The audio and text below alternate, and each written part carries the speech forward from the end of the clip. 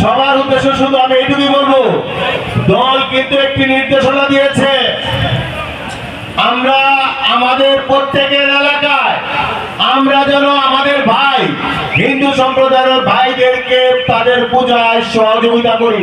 আশুলিয়া থানার পাথালিয়া ইউনিয়নের দুর্গাপূজা উপলক্ষে মতবিনিময় সভা।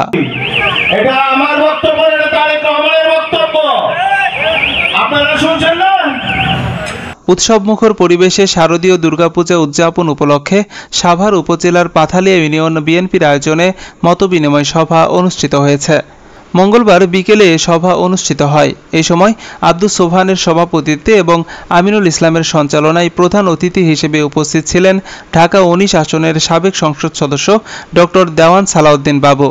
এই সময় উপস্থিত সকলের মধ্যে ডক্টর দেওয়ান সালাউদ্দিন বাবু বলেন, শেখ হাসিনার নামে কিন্তু অলরেডি 200 বেশি মামলা হয়ে গেছে। আর মামলা দেখছেন কি, মামলা সারা বছর চলবে, ডিসেম্বর পর্যন্ত মামলা তো 1000 হবে, অপেক্ষা করুন। এবং আমি বিশ্বাস করি যে যারা অন্যায় করেছে, জুলুম করেছে, তাদের বিচার এই বাংলার মাটিতে হওয়া দরকার, যাতে ভবিষ্যতে এরকম কারণে নিশ্চিত যে হিন্দু সম্প্রদায়ের সবচেয়ে বড় উৎসব যেটা শারদীয় দুর্গা উৎসব, উৎসবমুখর পরিবেশে শারদীয় দুর্গাপূজা উদযাপন করা হবে। যদি কেউ উৎসবে বিঘ্ন ঘটানোর চেষ্টা করে তাহলে কঠোর ব্যবস্থা নেওয়া হবে। বিশেষ অতিথি হিসেবে বক্তব্যকালে ঢাকা জেলা বিএনপির সাবেক যুগ্ম সাধারণ সম্পাদক খুরশেদ আলম বলেন, উৎসবমুখর পরিবেশে পূজা উদযাপন করা হবে।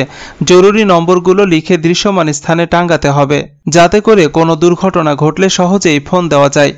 এই সময় আরও উপস্থিত ছিলেন মোস্তফা চেয়ারম্যান, বদিউজ্জামান আহসানুল্লাহ, জহির হোসেন, আব্দুল খালেক, অ্যাডভোকেট আবু হানিফ সহ আরও অনেকেই।